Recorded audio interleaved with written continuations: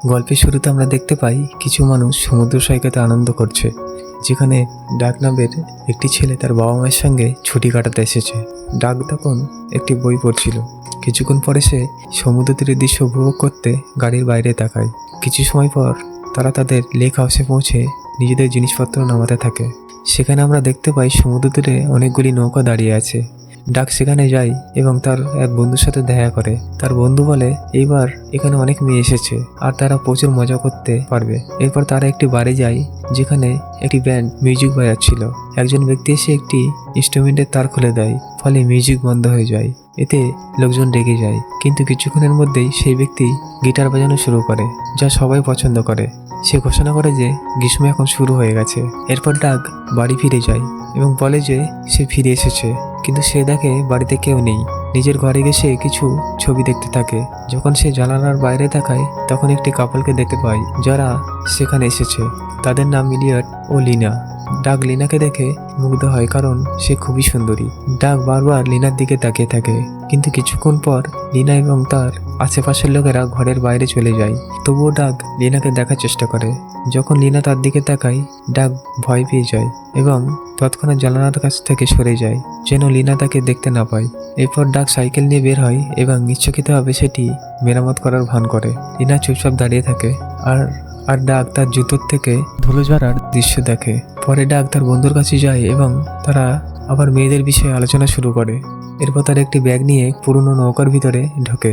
নৌকার অন্য প্রান্ত থেকে হাসির শব্দ আসে। এরপর ডাক বাড়ি ফিরে আসে এবং দেখে প্রতিবেশীরা সেখানে এসেছে। ডাকের বাবা তাকে নতুন প্রতিবেশীর সাথে পরিচিত হতে বলে।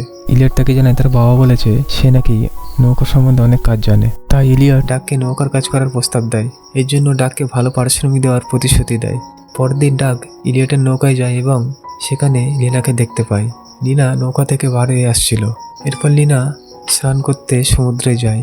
ডাক লিনাকে দেখতে থাকে। লিনা তার পোশাক খুলে ফেলে এবং ডাক তখনও তাকে দেখছিল। এই সময় ইলিয়ট এসে ডাককে জিজ্ঞেস করে নৌকাটি কেমন আছে। ডাক জানায় যে নৌকাটি কিছু বাহ্যিক ক্ষতি হয়েছে। ইলিয়ট জানায় তিনি কয়েকদিনের জন্য বাইরে যাচ্ছে এবং তারা ডাকের পারিশ্রমিক নিয়ে কথা বলে। ডাক জানায় যে সে এই কাজের জন্য $12 নেবে, কিন্তু ইলিয়ট বলে যে সে তাকে $20 দেবে। রাতের বেলা ডাক আবার তার প্রতিবেশীর বাড়ির দিকে তাকায়। সে দেখে লিনা তার ঘরে পোশাক পরিবর্তন করছে। ঠিক তখনই ইলিয়ট সেখানে আসে এবং লিনার সাথে জোর করার চেষ্টা করে। এটি দেখে ডাক তার মুখ ঘুরিয়ে নেয়। পরের দিন ইলিয়ট তার গাড়ি চালিয়ে লিনার বাড়ির সামনের রাস্তা দিয়ে যায়।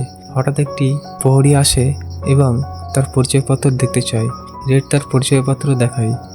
তখনই ডাক সেখানে আসে এবং বলে এই প্রহরী একটু কড়া স্বভাবের। ইলিয়ট উত্তরে জানায় আমার এটা পছন্দ। পরে একটি নৌকার উপর তাদের কথোপকথনে ইলিয়ট জানায় যে তার জনপ্রিয়তার কারণ তার টাকা এবং ব্যক্তিত্ব। সিন চেঞ্জ হয়ে যায় এবং ডাক তার ঘরের জানালা দিয়ে দেখে লিনা কোথাও বাইরে যাচ্ছে। কিছুক্ষণ পরে সে লিনার চিৎকার শুনতে পায় এবং দ্রুত তার কাছে ছুটে যায়। ডাক দেখে যে লিনা ভয়ে গাড়ির বাইরে দাঁড়িয়ে আছে, কারণ গাড়ির ভিতরে একটি মাকড়সা ছিল। ডাক মাকড়সাটিকে গাড়ি থেকে বের করে মেরে ফেলে এবং গাড়ি ঠিক করে। এই সময় লিনা ডাকের খুব কাছে চলে আসে, যা ডাককে নার্ভাস করে তোলে। পরে ডাক তার বন্ধুকে এই ঘটনা জানায়। বন্ধুটি তাকে বলে ইলিয়ট থেকে দূরে থাকতে, কারণ তাকে দেখে বিপজ্জনক মনে হয়। ডাক কাজ শেষ করে বাড়ি ফিরে দেখে লিনা বাড়ির বাইরে বসে আছে। সে লিনার কাছে যায় এবং লিনা জানায় যে তার বাড়ির চাবি হারিয়ে গেছে, তাই সে বাড়ির বাইরে আটকে আছে। ঘরে ঢোকার জন্য তার ডাকের সাহায্য প্রয়োজন। লিনা ডাককে অনুরোধ করে যে সে এই বিষয়কে কাউকে না জানাতে, কারণ তার স্বামী তাকে নিজের খেয়াল রাখতে বলেছিল। ঠিক তখনই বৃষ্টি শুরু হয়। লিনা ডাককে একটি পাথর দিয়ে জানালার কাঁচ ভেঙে ঘরে ঢুকতে বলে, যাতে সে ভিতরে গিয়ে দরজা খুলতে পারে। ডাক তার কথা মেনে জানালা ভেঙে ঘরে ঢুকে দরজা খুলে দেয়। পরে লিনা ডাককে ভিতরে আমন্ত্রণ জানায় এবং একসাথে ড্রিঙ্ক করার প্রস্তাব দেয়। তারা কথা বলতে শুরু করে আর লিনা লক্ষ্য করে ডাকের হাতে আঘাত লেগেছে। সে ডাকের আঘাত পরিষ্কার করতে শুরু করে এবং মৃদু স্বরে বলে সব ঠিক হয়ে যাবে। এরপর ডাক হঠাৎ লিনাকে চুমু খায় এবং সঙ্গে সঙ্গে এর জন্য ক্ষমা চায়। চুমুটা তেমন ভালো হয়নি, তবে লিনা এতে কিছু মনে করেনি, বরং সে ডাককে আরেকবার চেষ্টা করতে বলে। তারা আবার একে অপরকে চুমু খায় এবং লিনা নিজের পোশাক খুলতে শুরু করে। ডাক তাকে এতে সাহায্য করে এবং তারা একে অপরের সঙ্গে ঘনিষ্ঠ হয়ে পড়ে। পরদিন সকালে তারা একই বিছানে একসাথে ঘুম থেকে ওঠে। লিনা ডাককে বলে যে সে খুব ভালো। এরপর সে জানতে চায় ডাক আগে কখনো কারোর সঙ্গে ছিল কিনা। ডাক মজা করে বলে এটা তার দ্বিতীয়বার। এরপর লিনা ডাকের পাশে শুয়ে পড়ে, কিছুক্ষণ পর ডাক্তার নিজের বাড়ি ফিরে যায় এবং তার মুখে মৃদু হাসি লেগেই থাকে। এরপর সে তার বন্ধুর কাছে যায় এবং তার বন্ধু জানায় যে সে ভুলবশত তাকে রাতে কল করেছিল এবং তার বন্ধু তাকে একটি কলের রেকর্ডিং শোনায় যখন সে লীনার সঙ্গে ঘনিষ্ঠ মুহূর্তে ছিল। এরপর তার বন্ধু কিছু মেয়ের দিকে ইশারা করে বলে সে চাইলে তাদের সঙ্গে সম্পর্ক গড়তে পারে, কিন্তু সে তার বন্ধুর কথা উপেক্ষা করে দেয়। এরপর কিছুদিন ধরে ডাক লীনার উপর নজর রাখতে শুরু করে এবং তার জন্য শরীরচর্চা শুরু করে। একদিন ডাক জিমে কাজ করছিল, তখন লীনা সেখানে আসে এবং বলে তাকে এখানে কিছু দেখতে পাঠানো হয়েছে। তারা জিমের ভিতরে যায় এবং লীনা তাকে পর্দা টানতে বলে। ডাক পর্দা টানলে লীনা তার সঙ্গে ফ্লার্ট করতে শুরু করে এবং নিজের জামা কাপড় খুলতে থাকে। তারা একে অপরকে চুম্বন করে এবং ঘনিষ্ঠ হয়ে যায়। সেই রাতে ডাকটি বারে কাজ করছিল। যখন লীনা তার স্বামীর সঙ্গে সেখানে আসে, ডাক তাকে দেখে, কিন্তু তখনই তার বন্ধু সে তার পেছনে দাঁড়ায় এবং কিছু মেয়ের দিকে ইঙ্গিত করে। বন্ধুটি বলে আজ রাতে কিছু ভালো হতে পারে। পরদিন ডাক তার সাইকেল নিয়ে কোথাও যাচ্ছিল। হঠাৎ সে দেখে লীনা একটি দোকানে ঢুকেছে। সেও দোকানের ভিতরে যায়। এরপর তারা দোকানের পেছনের দরজা দিয়ে বের হয়ে একে অপরকে চুম্বন করে এবং ঘনিষ্ঠ হয়। তবে এর মধ্যে একজন তাদের খুঁজতে সেখানে চলে আসে। তা দেখে তারা থেমে যায় এবং লীনা ডাকে চুমু দিয়ে চলে যায়। কিছু সময় পর আমরা দেখতে পাই ডাক কাজ করছিল এবং বলছিল যে সে সঠিকভাবে কাজ করতে পারছে না। এরপর ইডিও ডাকের সাথে কথা বলতে বলতে বলল ডাককে দেখে তার নিজের পুরনো দিনগুলোর কথা মনে পড়ে। ডাক অনেক পরিশ্রম করে আর এই কারণেই সে ডাককে কম বেতন দিচ্ছে। সে বলল যে সে কয়েকদিনের জন্য শহরের বাইরে যাচ্ছে। এই সুযোগ নিয়ে সে ড্রাগ ক্লিনারের সাথে দেখা করতে যায় এবং লীনার সাথে বিছানায় পিকনিকের মতো কিছু সময় কাটায়। সেখানে তারা ঘনিষ্ঠ কিছু কথা বলে। পরে লীনা তাকে একটি ফোন দেয় এবং বলে যে ইলিয়াট খুব রাগী এবং বিপজ্জনক ব্যক্তি। এই ফোন তাদের যোগাযোগে সহায়তা করবে। এরপর ডাক তাড়াহুড়ো করে রান্নাঘরে যায় আর লীনা তার পিছু নেয়। তবে জানালার বাইরে থেকে তাদের একজন সব দেখে ফেলে। কিছুক্ষণ পরে ডাক নৌকার দিকে যায় এবং দেখে যে ইলিয়াট নৌকার উপর দাঁড়িয়ে আছে। ভয়ে ভয়ে ডাক নৌকার কাছে যায় এবং লীনাকে ইলিয়াটের সাথে দেখতে পায়। ইলিয়ট বলে নৌকাটি জলে নামাতে যাতে বোঝা যায় এটি সমুদ্রে চলার উপযুক্ত কিনা। নৌকায় ভ্রমণের সময় ডাক একটি পাথরের সাথে ধাক্কা খাওয়ার উপক্রম হয়, তবে সে কোনোভাবে বেঁচে যায়। এরপর ইলিয়ট ডাককে মহিলাদের বিষয়ে কিছু উপদেশ দেয় এবং তাকে জিজ্ঞেস করে তার কোনো প্রেমিকা আছে কিনা। ডাক উত্তর দেয় যে তার প্রেমিকা রয়েছে। হঠাৎ নৌকার ইঞ্জিন বন্ধ হয়ে যায় এবং ইলিয়ট এটি পরীক্ষা করতে যায়। এরপর লীনা কিছুটা সময় নিয়ে ডাককে জানায় যে সে ইলিয়টের সঙ্গে বিচ্ছেদের কথা ভাবছে। ঠিক তখনই ইলিয়ট সেখানে এসে উপস্থিত হয় এবং ডাককে নৌকাটি ঠিক করার জন্য বলে। রাতের দিকে লীনা ডাককে ফোন করে। লীনা ডাককে জানায় যে ইলিয়ট তাকে খুব মারধর করেছে এবং এখন সে ব্যবসার কাজে বাইরে যাচ্ছে। এরপর ডাক তৎক্ষণাৎ হাসপাতালে যায় এবং লীনাকে বলে যে তাকে পুলিশের কাছে সবকিছু জানানো উচিত, কিন্তু লীনা তাকে থামিয়ে দেয় এবং তারা বাড়ি ফিরে আসে। এরপর পরের দিন ডাক কাজে ব্যস্ত থাকে। তখন লীনার কাছ থেকে একটি ফোন কল আসে। সে তখন সমুদ্রের ধারে রোদ পোহাচ্ছিল। লীনা তাকে নিজের কাছে ডাকে এবং তারা একটি পুরনো নৌকায় অন্তরঙ্গ সময় কাটায়। লীনা ডাককে বলে যে তার সঙ্গে থাকলে সে নিজেকে মুক্ত অনুভব করে। এরপর ডাককে তার স্বামী প্রথম বিষয়ে জানায় এবং বলে যে তারা এখনো আইনি ঝামেলায় জড়িয়ে আছে। এর মধ্যে ডাকের এক বন্ধু ইলিয়টের কিছু সন্দেহজনক কার্যকলাপের বিষয়ে জানানোর চেষ্টা করে এবং বলে যে ইলিয়টকে সে এক মেয়ের সঙ্গে দেখেছে, কিন্তু ডাক তার কথায় খুব একটা মনোযোগ দেয় না। এরপর ডাক বাড়ি ফিরে এসে দেখে যে ইলিয়ট ফিরে এসেছে। হঠাৎ লীনার ফোন আসে এবং ডাক তাড়াহুড়ো করে নিজের ঘরে গিয়ে লীনার সঙ্গে কথা বলে। লীনা তখন তার পেছনে দাঁড়িয়ে ছিল এবং ডাককে তার সঙ্গে চলার জন্য অনুরোধ করে, কারণ তার সাহায্যের দরকার ছিল। এরপর ডাক লীনার বাড়ি যায় এবং জানতে পারে যে লীনা এবং ইলিয়টের মধ্যে একটি বড় ঝগড়া হয়েছে। নিজের প্রতিরক্ষায় লীনা এলিয়টের মাথায় আঘাত করে, যার ফলে এলিয়ট মারা যায়। লীনা ডাকের কাছে অনুরোধ করে তাকে সাহায্য করতে, কারণ সে কোনো ঝামেলায় পড়তে চায় না। লীনা ডাককে জিজ্ঞেস করে যে সে কীভাবে সাহায্য করতে পারবে। ডাক তাকে আশ্বস্ত করে যে তারা কোনো না কোনো উপায় বের করে নেবে। ডাক লীনাকে বলে যে তাদের ঠিক আগের মতোই সাধারণ আচরণ করতে হবে। এরপর সে বাড়ি কাজ করতে যায়। কাজ শেষে যখন ফিরে আসে তাকে লীনা তার বাবা মায়ের সঙ্গে আছে। তাদের মধ্যে কিছু অদ্ভুত কথোপকথন হয় যা ডাককে অস্বস্তিতে ফেলে।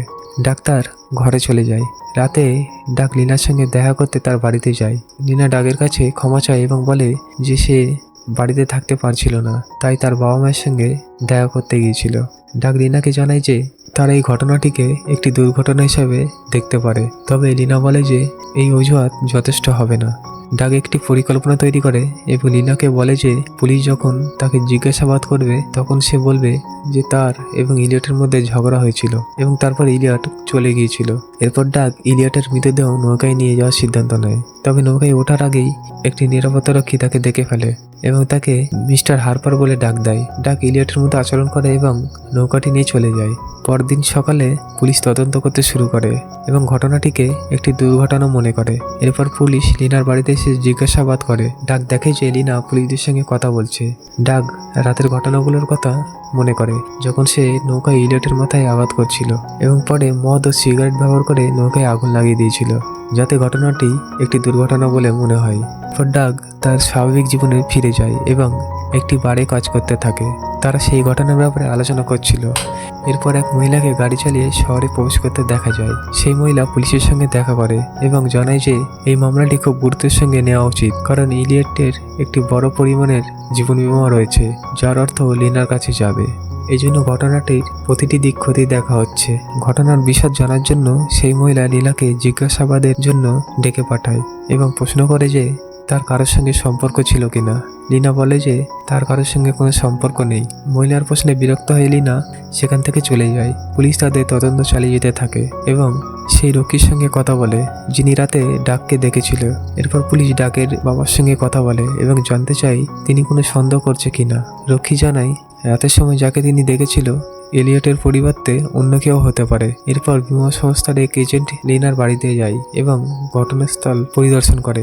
সেখানে সে সেই ভাঙা জানালাটি খুঁজে পায় যা ডাক লিনাকে সাহায্য করতে গিয়ে ভেঙেছিল। এরপর সেই এজেন্ট ডাকের বাড়িতে যায় এবং তার বাবা মায়ের কাছে জানতে চায় লিনা যেদিন তাদের সঙ্গে দেখা করতে এসেছিল সেদিন কি হয়েছিল। ডাকের বাবা মা জানায় লিনা ডাকের সঙ্গে দেখা করতে এসেছিল। ডাক এই কথাগুলি শুনছিল এবং খুব অস্বস্তিতে পড়ে যায়। সে একটি কল করতে চায়, কিন্তু তার বাবা মাকে ঘরের দিকে আসতে দেখে কলটি কেটে দেয়। এরপর তারা পুলিশ স্টেশনে যায়, যেখানে এজেন্ট ডাককে কিছু প্রশ্ন করে এবং তার কাছ থেকে সত্যি কথা বের করার চেষ্টা করে। পরে ডাক লিনার কাছ থেকে একটি মেসেজ পায়, যেখানে লিনা তাকে পুরনো নৌকাগুলোর কাছে দেখা করতে বলে। ডাক সেখানে যায় আর লিনা তাকে জানায় যে তাদের কিছুদিনের জন্য একে অপর থেকে দূরে থাকতে হবে। এই কথা বলার পর লিনা চলে যায়। ডাক্তার বাড়ি ফিরে আসে এবং দেখে যে এজেন্টের টিম সেখানে এসেছে। এজেন্ট বলে যে তারা ডাকের আঙুলের ছাপ এবং মৃতদেহের বিষয়ে তথ্য সংগ্রহ করতে চায়।